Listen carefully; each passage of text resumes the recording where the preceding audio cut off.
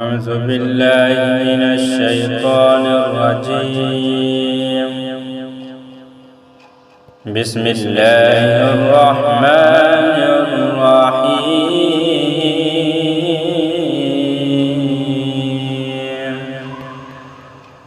وكتبنا عليهم فيها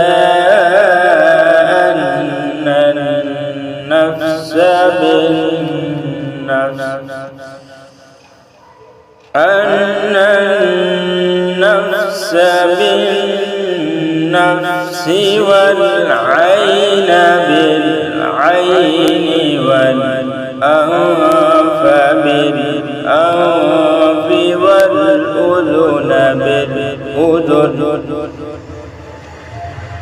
والأذن بالأذن والسن بالسن والجروح قصاص،